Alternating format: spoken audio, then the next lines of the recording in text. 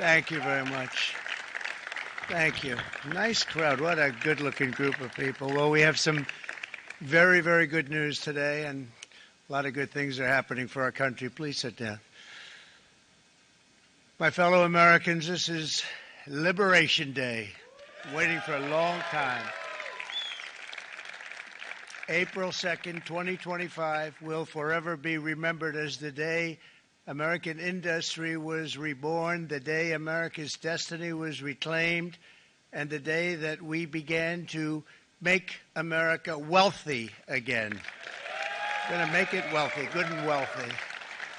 For decades, our country has been looted, pillaged, raped, and plundered by nations near and far, both friend and foe alike. American steelworkers, auto workers, farmers, and skilled craftsmen, we have a lot of them here with us today. They really suffered gravely. They watched in anguish as foreign leaders have stolen our jobs, foreign cheaters have ransacked our factories, and foreign scavengers have torn apart our once beautiful American dream. We had an American dream that you don't hear so much about. You did 4 years ago, and you are now, but you don't too often, and for many years and decades even, you didn't hear too much about. Our country and its taxpayers have been ripped off for more than 50 years, but it is not going to happen anymore. It's not going to happen. In a few moments, I will sign a historic executive order instituting reciprocal tariffs on countries throughout the world. Reciprocal, that means they do it to us and we do it to them. Very simple. Can't get any simpler than that. This is one of the most important days, in my opinion, in American history. It's our declaration of economic independence. For years, hardworking American citizens were forced to sit on the sidelines as other nations got rich and powerful, much of it at our expense. But now it's our turn to prosper, and in so doing, use trillions and trillions of dollars to reduce our taxes and pay down our national debt, and it'll all happen very quickly. With today's action, we are finally going to be able to make America great again, greater than ever before.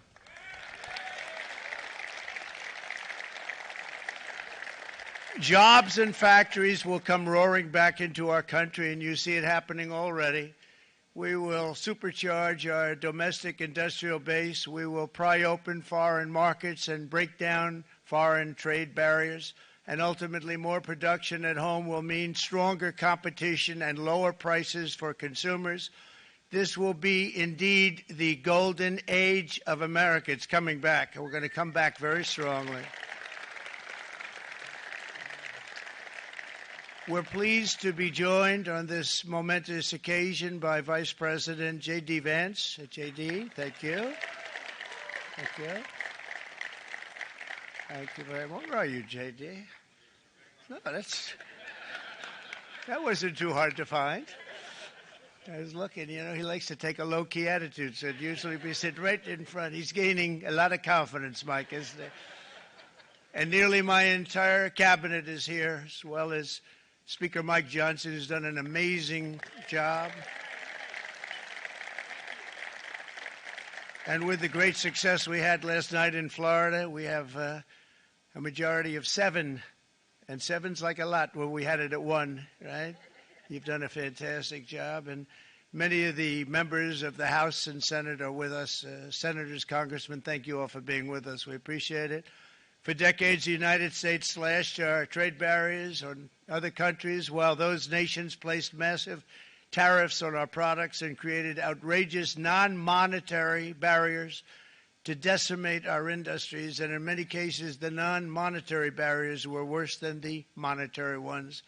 They manipulated their currencies, subsidized their exports, stole our intellectual property, imposed exorbitant VAT taxes to disadvantage our products, adopted unfair rules and technical standards, and created filthy pollution havens. They were absolutely filthy, but they always came to us and they said, we're violating, we should pay for it. It's all detailed in a very big report by the U.S. Trade Representative on Foreign Trade Barriers. and I'll just hold it up for you. It's available, and you don't have to pay too much. As I understand it, you'll pay nothing. It's a lot of work for something, actually, because it's a special book. It's frankly, it's very upsetting when you read it, when you see what people have been doing to us for 30 years. This all happened with no response from the United States of America, none whatsoever. But those days are over. Let me offer just a few examples of the vicious attacks our workers have faced for so many years. The United States charges other countries only a 2.4 tariff on motorcycles. Meanwhile, Thailand and others are charging much higher prices, like 60%. India charges 70%. Vietnam charges 75%, and others are even higher than that. Likewise, until today, the United States has for decades charged a 2.5 tariff. Think of that, 2.5% on foreign-made automobiles. The European Union charges us more than 10% tariffs, and they have 20% VATs, much, much higher. India charges 70%, and perhaps worst of all are the non-monetary restrictions imposed by South Korea, Japan, and very many other nations. As a result of these colossal trade barriers, 81% of the cars in South Korea are made in South Korea. 94% of the cars in Japan are made in Japan. Toyota sells 1 million foreign-made automobiles into the United States, and General Motors sells almost none. Ford sells very little. None of our companies are allowed to go into other countries. And I say that, friend and foe, and in many cases the friend is worse than the foe in terms of trade. But such horrendous imbalances have devastated our industrial base and put our national security at risk. I don't blame these other countries at all for this calamity. I blame former presidents and past leaders who weren't doing their job. They let it happen, and they let it happen to an extent that nobody can even believe. That's why, effective at midnight, we will impose a 25% tariff on all foreign-made automobiles.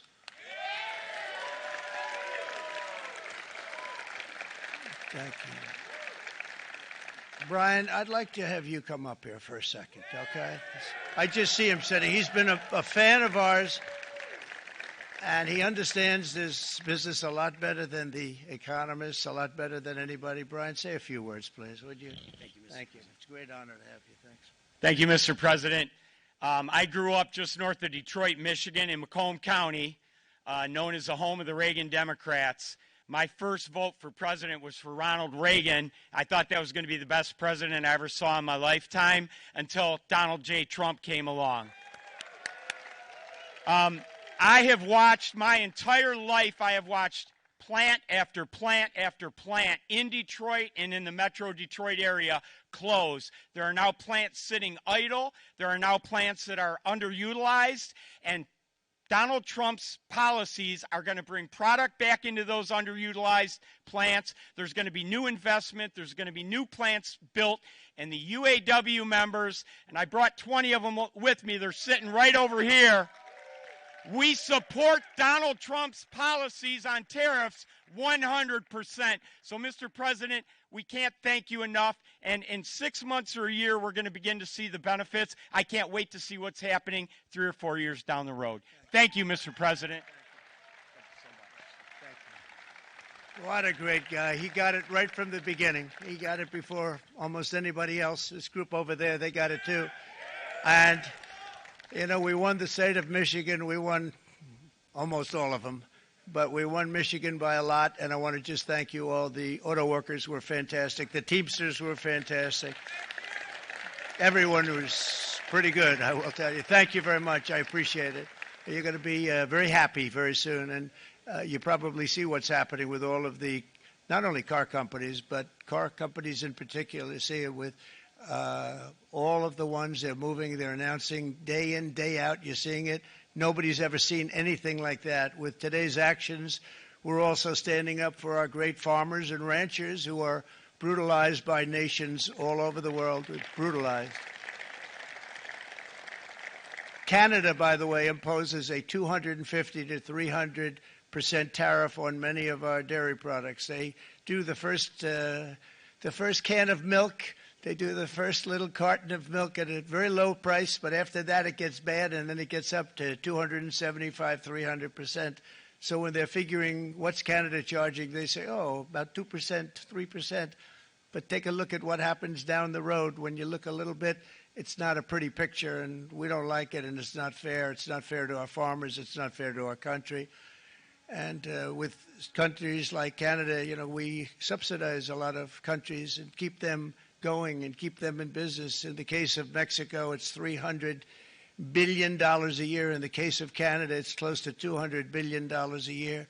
And I say, why are we doing this? Why are we doing this? I mean, at what point do we say you got to work for yourselves, and you got to? This is why we have the big deficits. This is why we have that amount of debt that's been placed on our heads over the last number of years, and we're really not taking it anymore. Through non-tariff barriers, the European Union bans imports of most American poultry. You understand? They say, we want to send you our cars, we want to send you everything, but we're not going to take anything that you have. Australia bans, and they're wonderful people and wonderful everything, but they ban American beef, yet we imported $3 billion of Australian beef from them just last year alone. They won't take any of our beef. They don't want it because they don't want it to affect their farmers. And you know what? I don't blame them, but we're doing the same thing right now, starting about midnight tonight, I would say. And China charges American rice farmers an overquota, it's called, a tariff rate of 65%. South Korea charges 50%. Actually, they charge different, from 50% to 513%. And Japan, our friend, charges us 700%. But that's because they don't want us selling rice and other things. Who can blame them, Madam Secretary? Agriculture, great job you did on eggs, by the way. The egg prices came down 50%. You got them down 50% once we got involved. They were going through the sky. The egg prices, they were going through the sky, and you did a fantastic job. Now we have lots of eggs, and they're much cheaper, down about 59% now, and they're going down further. We charge 2.8% for so many things that other countries are charging 200%, 300%, and 400% for. If imposing tariffs and protective barriers made nations poor, then every country on earth would be racing to eliminate these policies, and China would be the first on line. They run a very strong country, but they're not first in line, and the American people are paying a very big price.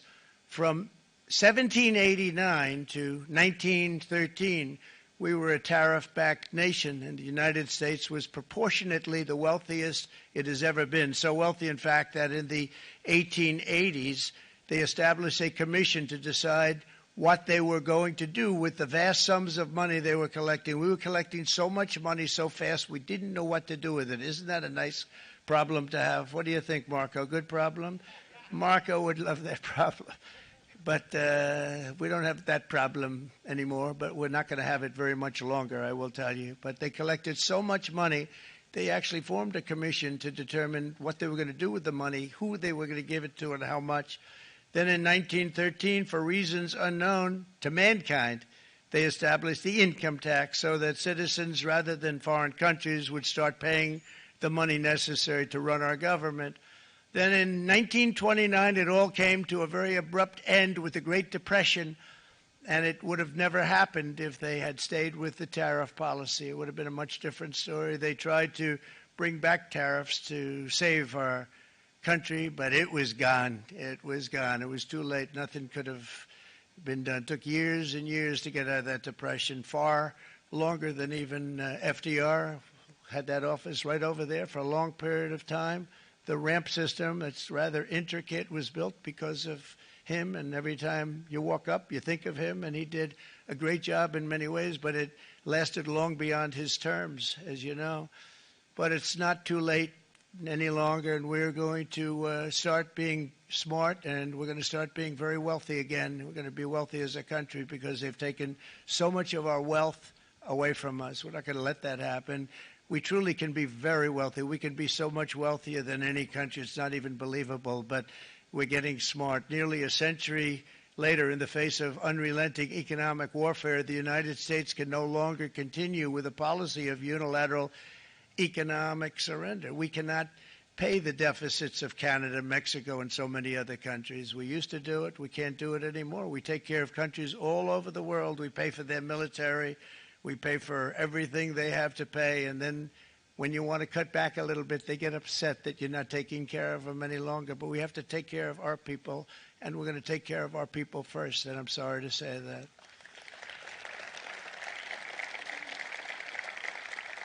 And today we're standing up for the American worker, and we are finally putting America first.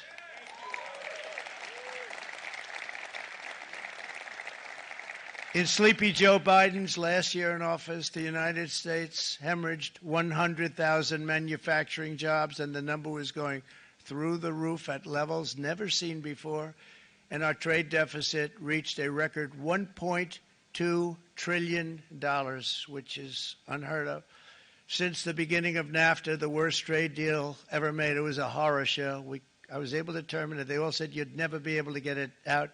We had to get approval from Congress to get it terminated.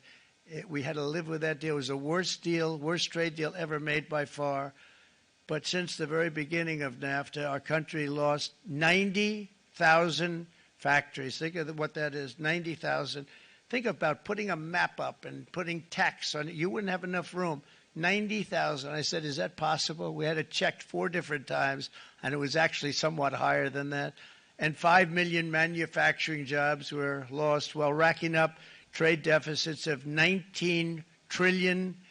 That was the worst trade deal ever made. As a result of these gigantic losses, foreign nations now own $26 trillion more of American assets than the Americans own of their own foreign assets or other foreign assets. The United States can no longer produce enough antibiotics to treat our sick. We have a tremendous problem. We have to go to foreign countries to treat our sick. If anything ever happened from a war standpoint, we wouldn't be able to do it. We import virtually all of our computers, phones, televisions, and electronics. We used to dominate the field, and now we import it all from different countries. A single shipyard in China now produces more ships every year than all of the American shipyards combined. Think of that. And it was a business that we used to dominate. We used to dominate it totally. In short, chronic trade deficits are no longer merely an economic problem. They're a national emergency that threatens our security and our very way of life. It's a very great threat to our country. And for these reasons, starting tomorrow, the United States will implement reciprocal tariffs on other nations. It's been a long time since we even thought of that. We used to think about it a lot. We didn't think about it for many decades, and you see what's happened.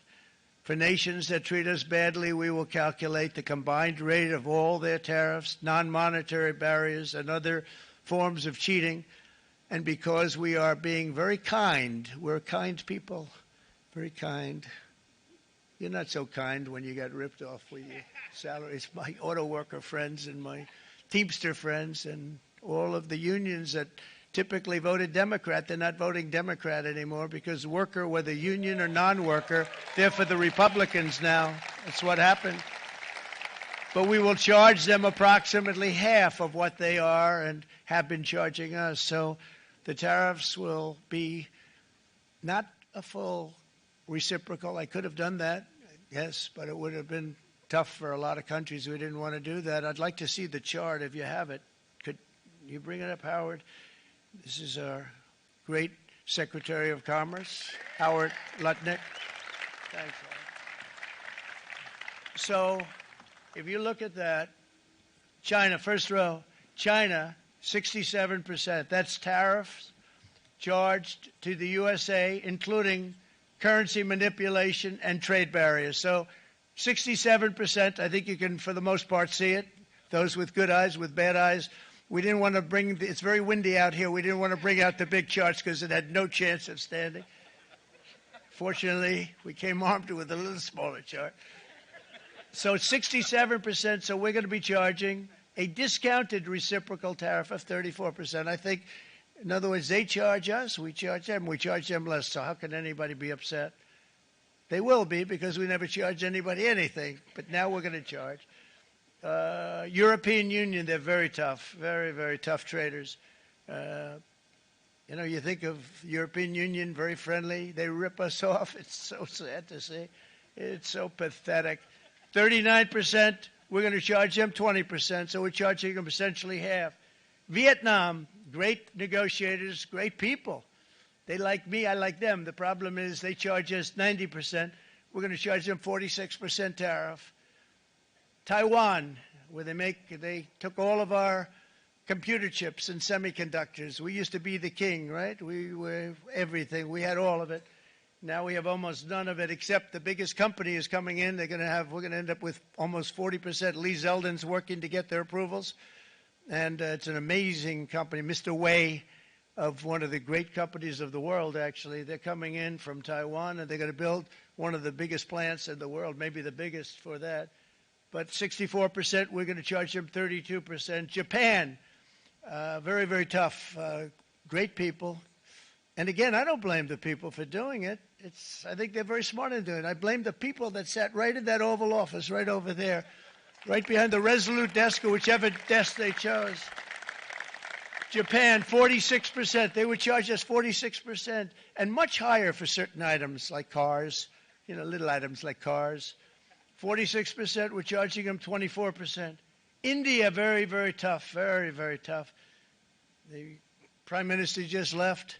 He's a great friend of mine, but I said, you're a friend of mine, but you're not treating us right. They charge us 52%. You have to understand, we charge them almost nothing for years and years and decades. And it was only 7 years ago when I came in, we started with China and charged them. We took in hundreds of billions of dollars from China in tariffs. And they understood, honestly.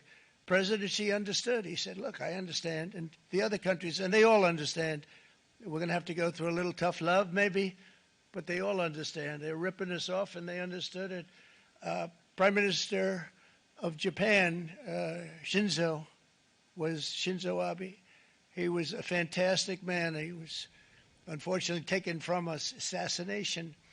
But I went to him and I said, Shinzo, we have to do something. Trade is not fair. He said, I know that. And he was a great gentleman. He was a fantastic man, but he understood immediately what I was talking about. I said, Shinzo, we have to do something. He said, I know that. And we worked out a deal, and it would have been a much better deal, but frankly, there were many years left on the deal that was made previous to my getting there, but it was something. If you look at Switzerland, 61% to 31%. Indonesia, Malaysia, Cambodia. Oh, look at Cambodia, 97%. We're going to bring it down to 49%. They made a fortune with the United States of America. United Kingdom, 10%, and we'll go 10%. So we'll do the same thing. South Africa, 60%, 30%, and they've got some bad things going on in South Africa. You know, we're paying them billions of dollars, and we cut the funding because a lot of bad things are happening in South Africa. The fake news ought to be looking at it. They don't want to report it. Brazil, 10%, 10%. Bangladesh is 74%. So you see what's going on. Pakistan, 58%. Sri Lanka, 88%. So what we're doing is we're taking not the full. We could take the full 88%. Thanks a lot. He's doing a very good job. How's he doing? All right? I think you better take it with you. It's not going to last very long. He's going to put it. It's going to follow you down with the wind. I brought a hat just in case it got too windy. But here, would anybody like a hat? I'm not giving it to a cabinet. I'm giving it to the auto workers. Come here.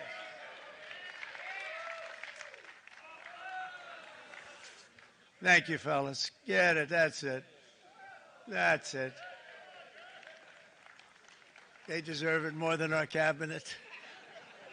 Our cabinet has plenty of hats.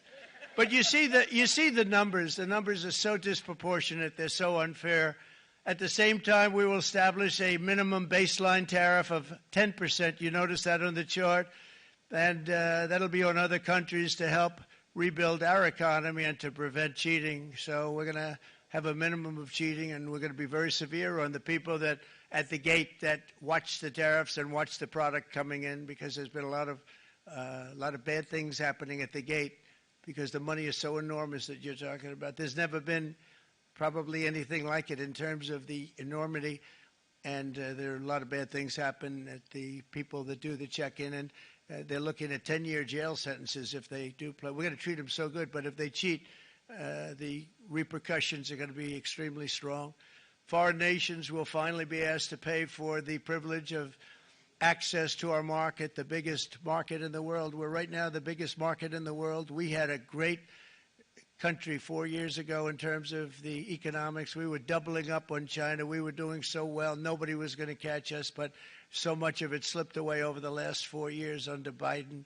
I campaigned on this policy throughout last year, and today that promise was made, and it was also a promise, as you know, that was kept. Promises made, promises kept. To any company that objects to our common sense reciprocal tariffs, again, reciprocal, back and forth, back and forth. And I call this kind reciprocal. This is not full reciprocal. This is kind reciprocal. But what we do is we cut it in half. We charge them. My answer is very simple if they complain. If you want your tariff rate to be zero, then you build your product right here in America, because there is no tariff if you build your plant, your product in America. And we've seen companies coming in like we've never seen before. Likewise to all of the foreign presidents, prime ministers, kings, queens, ambassadors, and everyone else who will soon be calling to ask for exemptions from these tariffs. I say, terminate your own tariffs, drop your barriers, don't manipulate your currencies. They manipulate their currencies like nobody can even believe, which is a bad, bad thing and very devastating to us, and start buying tens of billions of dollars of American goods. Tariffs give our country protection against those that would do us economic harm, and many people were looking to do us economic harm. Maybe not so obviously, but they were doing tremendous economic harm. But even more importantly, they will give us growth. These tariffs are going to give us growth like you haven't seen before, and it'll be something very special to watch. I am so looking forward, and Brian, it's going to happen even faster than you said. You know, you might say, but it's already started. It's already started. Work's already begun on plants all around the country, and you see that as before. These are big, rich companies. We have $61 billion started on a big plant going up. It's going to be announced over the next 2 days, and they already started work. Many of these the biggest companies in the world, they've committed to build, build, build. We're going to build, build, build, sir. And they came here to see me, and they wanted to know if they could have a press conference. I do as many as I can. I'm pretty busy trying to stop Russia and Ukraine and the Middle East. We got to stop that. We got to stop the Houthis, which we're making tremendous. They like shooting ships down and out of the water, sinking ships. They get a kick out of it, but they're not getting such a kick out of it now, are they, Mr. Secretary? They're not getting such a kick out of that now. But here are just a short list of some of the companies that have already announced and committed to investment. And this is a company that built its factories and its plants in China.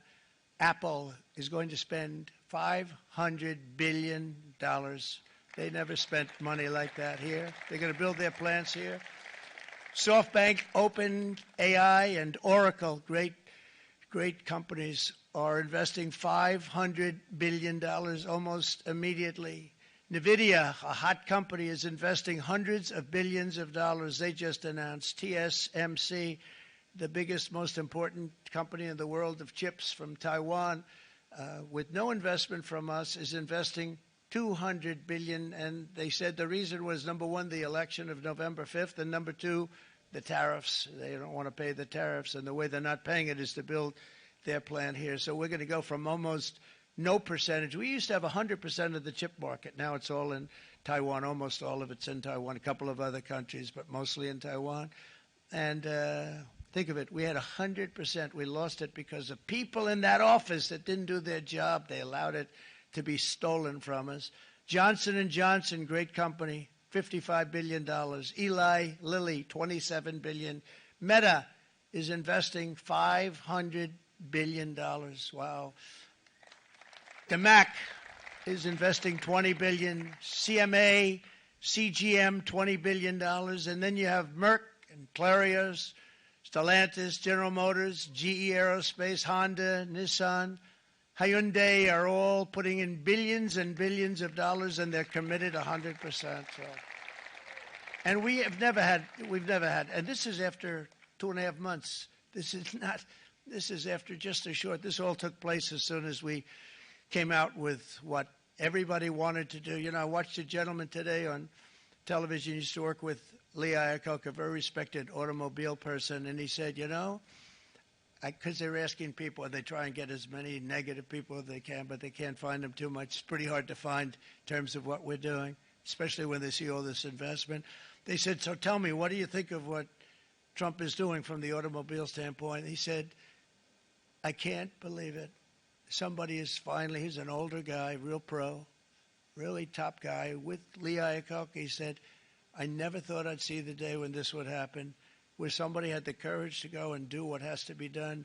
This is transforming our nation. Our entire nation is going to be transformed, not only with the cars, but on every single other item that's built. We're going to become an industrial powerhouse. And he said that so beautifully today. In fact, I'm going to find out, I'm going to get a tape, and Bruce, I'm going to get that tape, and I'm going to send it to you out in Long Island, and you're going to play it for the people.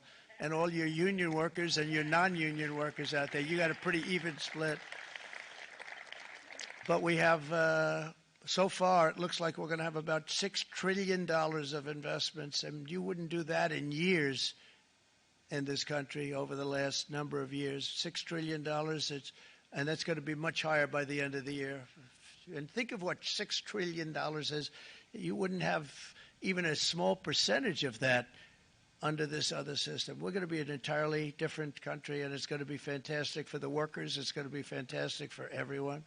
There will never have been a transformation of a country like the transformation that's already happening in the United States of America. It's an incredible thing to watch, and it's incredible to meet with the top people, people that you read about, very wealthy people, or people that are great managers and executives and presidents of big public companies. And to watch the enthusiasm they have now that they didn't have. They gave up on our country. They went to foreign countries and they built. Companies are pouring into our country at levels never seen before, with jobs and money to follow, and it's really beautiful. In the coming days, there will be complaints from the globalists and the outsourcers and special interests and the fake news. Always, the fake news will always complain. But never forget, every prediction our opponents made about trade for the last 30 years has been proven totally wrong. They were wrong about NAFTA. They were wrong about China. They were wrong about the Trans-Pacific Partnership, which would have been a disaster if I didn't terminate it. If I didn't terminate that, United Auto Workers, you would have had no jobs in this country. You would have had no jobs. It was all going to other countries.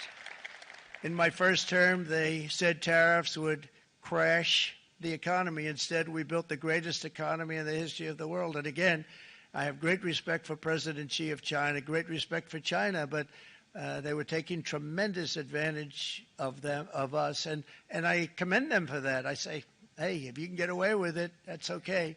But, you know, they understand exactly what's happening, and they probably, most of them are saying it's about time they did something, but and they're going to fight, and they're going to fight fair. Everyone's going to fight. You know, it's like I say to the leaders, look, you got to take care of your country, but we have to start taking care of our country now.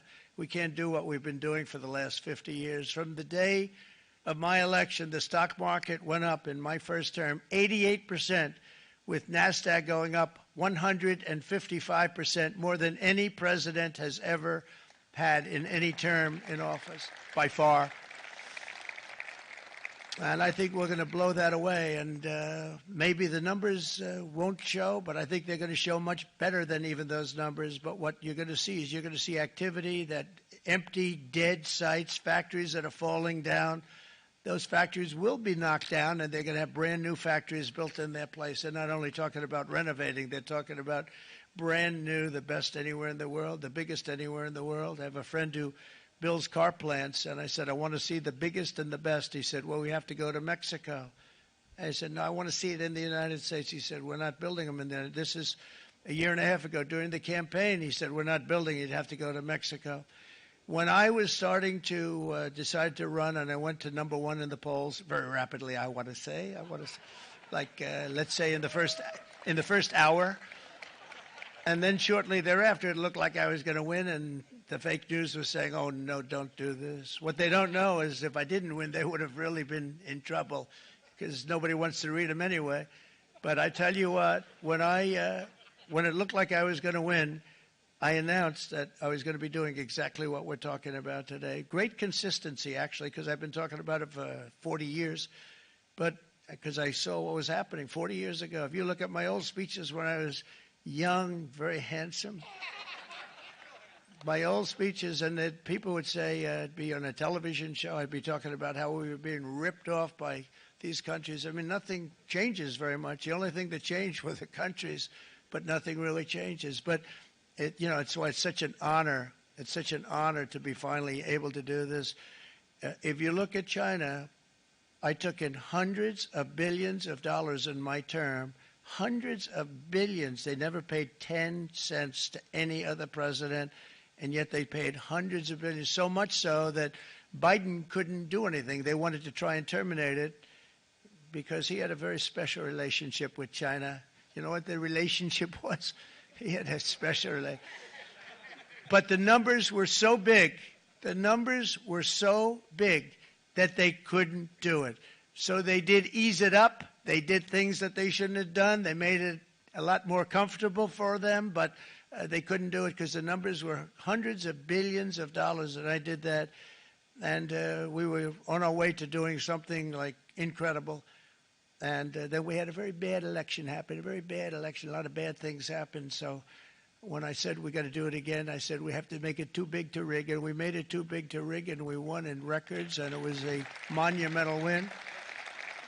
And it was such an honor to see so many of you like Brian and your friends here with us to celebrate and to more importantly celebrate what we're doing, because that wouldn't be a full celebration if we didn't do this, because this will be an entirely different country in a short period of time. It'll be something the whole world will be talking about it. The critics made the very tired predictions earlier this year, but in February, core inflation dropped to the lowest rate in 4 years. And the price of eggs, as you know, just in a month and a half, we were there for 4 weeks. And the first week, I got blamed for eggs. I said, I just got here. They said eggs have gone up at like 250%, and you can't get eggs. And they were going crazy. And I said, I just got here. And then we got to work on eggs, and we got to work on everything. And our great Secretary of Agriculture, you did a fantastic job. Brooke Rollins, she did a fantastic job. And as I said before, the price of eggs dropped now 59%, and they're going down more, and the availability is fantastic. They were saying that for Easter, please don't use eggs. Could you use plastic eggs? I said, we don't want to do that. We want to, and you really came through. It's an amazing job. Thank you very much, Brooke. You did great. But likewise, an old-fashioned term that we use, groceries. I used it in the campaign. It's such an old-fashioned term, but a beautiful term, groceries. It sort of says a bag with different things in it. Groceries went through the roof, and I campaigned on that. I talked about the word groceries for a lot, and energy costs now are down. Groceries are down. Gasoline is way under $3, and people are beginning to be able to buy things and live again. We brought prices way down. We created 10,000 already in a few weeks, new manufacturing jobs. And it was that took place in 1 month, numbers that they haven't seen in a long time. We had virtually no inflation under my term. We had virtually no inflation for 4 years. But after transitioning over to Sleepy Joe, it went from almost non-existent to the highest in the history of our country. They're the highest inflation in the history of our country, brought up by energy and bad spending and bad policy, and a lot of bad things happened. How about allowing millions and millions and millions of people to pour into our country with open borders, where it's so sad to see even now And I see our great secretary you have done. Stand up, please, Christy. Stand up. Christy Noem. And Tom Holman. These people are doing a great job, but gotten them out in records. We have problems with judges that don't want them to go out. They want Tren de Aragua, and they want MS-13, the most vicious gangs ever. Nobody's ever seen anything like it. Absolute killer gangs. They kill people. They don't even think about it. And we put them out, and we have judges now, radical left judges that they don't want them to go out. They want them to even be brought back. Let's bring them back. You've done a fantastic job, and please thank everybody. Homeland Security, thank everybody. Appreciate it. And we now have a border that's the best border that we've ever had, even better than it was my first term. My first term we did good, but this one we really specialized in. We've done really well. And we had records then. We had the best, safest border. 4 years ago, we had the best border there ever was. And now we have, you've actually matched it and done even better. And we're going to get it down the right way. And we want people, by the way, to come into our country, but we want them to come in through a legal process. We want them to come in legally. We need more people. We need people to run these plants and to help the auto workers and the Teamsters and the non-union people and everybody else. But we need people and the farmers.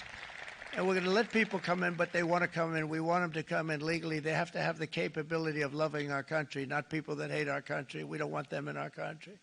And now we're going to pass the largest tax cuts in American history, and that's where we're relying on Mike and John Thune.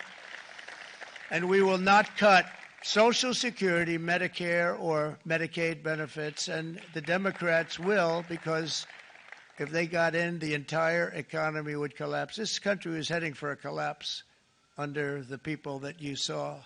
They were horrible. I think one of the reasons people like the job, I have my highest approval ratings because I think they're comparing me to the worst administration in the history of our country, so I appreciate that at least. But Speaker of the House Mike Johnson and Senate Majority Leader, appreciate it, Mike. John Thune have been fantastic, by the way. But they've been working tirelessly on taking the next step to pass the plan for our one big, beautiful bill. I'd like to name it that if you can. One big, I made that statement about 6 months ago, and everybody calls it one big, beautiful bill. And it will be that. It'll have everything, the big tax cuts and every incentive there is. And it'll be fantastic. And by the way, for the cars, we're asking for an interest deduction on a loan. So if you build the car, only in America we do it, Brian. If the car's not built in America, you don't get the interest rate deduction. But if you build the car in America, if you buy a car, if it's built in America, then you get an interest rate deduction, tax deduction, and that's a big thing. That's going to be a big thing. I think that's going to pay for itself very quickly, that deduction. Never happened. We've never had anything like that before. Somebody said, where do you get the idea? Because it's so basic. You would think that would have happened a long time ago. It never did, and I'm very happy it didn't because now I can say that was my idea. But we're going to get us closer to the debt extension. We have to get the debt extension passed, and I know you're going to be able to do that, Mike, and it's very important that you do that. And all of the other things that the Senate budget plan gives us, along with working, because I know they're working together, John and Mike, and the two bills are going very well together. We need to get our shared priorities done, including certain permanent tax cuts. We want the tax cuts to be permanent, spending cuts, energy and historic investments in defense, border, and so much more. We're covering everything. These will be phenomenal. There'll be no bill like this going to straighten. One bill is going to straighten out our country for many, many years to come. And we said, let's just do it and let's get it done. And some guys will love it and some guys will like it a little bit less because they're not getting what they were exactly looking for, but they're getting a lot. They'll never, if we get this done, it'll be the most incredible bill ever passed in the history of our Congress and Senate and congressmen, the senators and the congressmen, many of whom are here today, will be very proud of themselves. I really believe that. It's going to set us on a whole new prosperous path. We're going to cut spending and right-size the budget back to where it should be. We're going to do that very strongly. Thank you, Rick. Thank you. John, thank you. Oh, look at all of our senators over there. Oh, boy. That's a nice group of people. But I won't like them so much if they don't get this bill done. That's a great group. And Congressman, thank you very much. I appreciate it. Tremendous people. The Senate plan is my complete and total support, and the House plan likewise is very similar. They're moving along pretty much at the same clip, and as soon as you're ready, you'll show it to me, and I'm sure it'll have my support, Mike.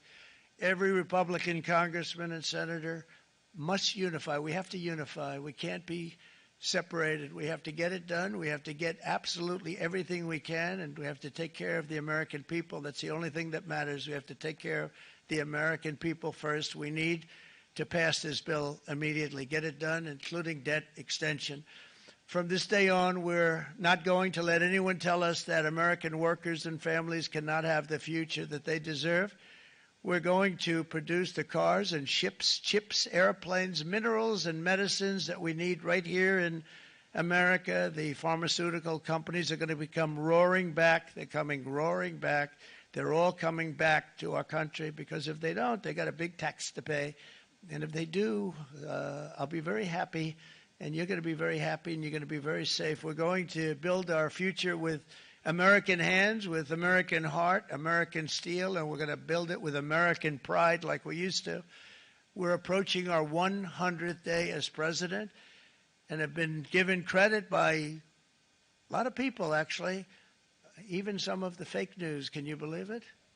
Which in this case hopefully isn't fake, for having done more in that time than any other administration in the history of our country in the first 100 days. I think we've had an amazing, in terms of what we've done, what we've gotten accomplished. I'd like to see if we can get that war ended and another war from not starting in the Middle East. We have to get Russia. They're losing 2,000 on average, 2,500 people a day, young people, soldiers, Russian. Think of that. 2,500 through some days, but on average, probably over about a 1 week period, it's 2,712, they say. They're losing those soldiers. They're dying. They're being decimated. And they're not from our country, but they're from other countries. But they're human beings. They're from Russia. They're from Ukraine in this period, most of them. And we're going to get it stopped. It's a senseless war that would have never happened if I was president, and it shouldn't be allowed to go on. And I think we're being given good cooperation by Russia and by Ukraine, but we have to get it stopped. It's humanity. It's humanity. It's a terrible thing. This will be a very big moment. I think you're going to remember today. It's going to be a free nation that we're dealing with. We're going to have a very free and beautiful nation.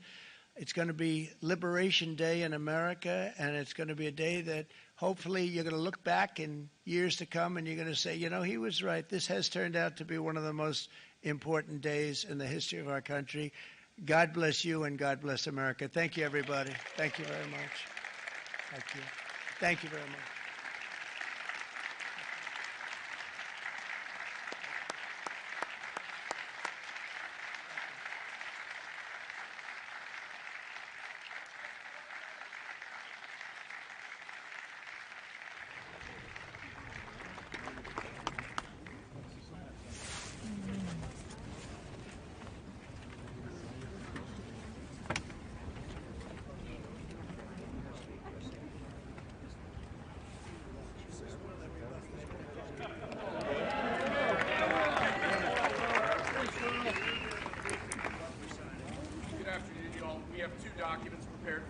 Signature today. One closes what's referred to as the de minimis loophole with respect to imports from the Not even Hail Mary. The other is the big one, is the reciprocal tariff executive order that the president just spoke about at length. This is obviously a huge deal, and it's been an honor to be part of your team getting this done.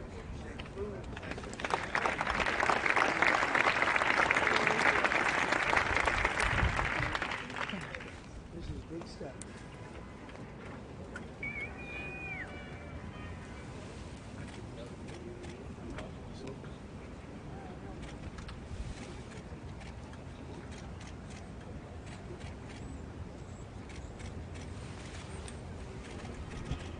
That's a 10. That's a good one. Right.